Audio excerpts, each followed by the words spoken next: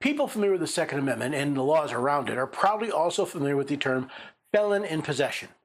While many states have felon in possession laws, the law in question in this case is 18 U.S.C. section 922 G1, which reads, "It shall be unlawful for any person who has been convicted in any court of a crime punishable by imprisonment for a term exceeding 1 year to ship or transport in interstate or foreign commerce or possess or affecting commerce any firearm or ammunition or to receive any firearm or ammunition which has been shipped or transported in interstate or foreign commerce." While I believe most Second Amendment advocates would agree that convicted violent felons should be legally prohibited from possessing firearms, as our laws have grown, more and more crimes have been put on the books with a punishment of 1 year or more. Now, should someone lose their rights protected under the Second Amendment for a non-violent crime? That was the question heard by the Fifth Circuit in the case USA versus Hembry. Hembry was convicted in 2018 of possession of methamphetamine in Mississippi State Court. In 2022, Hembry was charged with possession of a firearm by a convicted felon in violation of Section 922 G1.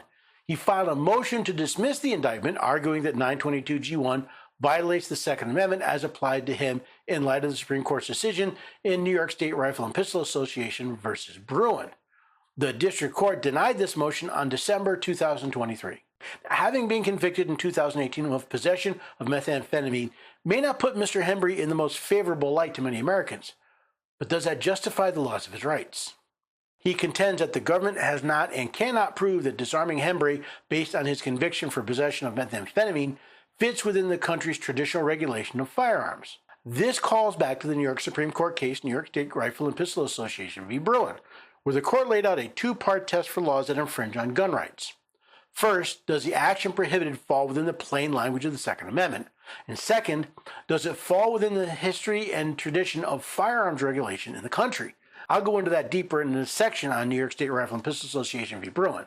Hembry also raises 4 challenges for the first time on appeal: that 922 G1 is facially unconstitutional under the Second Amendment, that Section 922 G1 is unconstitutionally vague, that 922 G1 violates the Commerce Clause, and that 922 G1 violates the Fifth Amendment's Equal Protection Clause. The government contends that these challenges were waived by the appeal waiver in Hembry's plea agreement, which only preserves his as-applied challenge. Because of how the court found in Mr. Hembry's as-applied Second Amendment challenge, they did not bother to look into other claims. However, a concurring opinion did discuss the Commerce Clause question, which I'll cover later.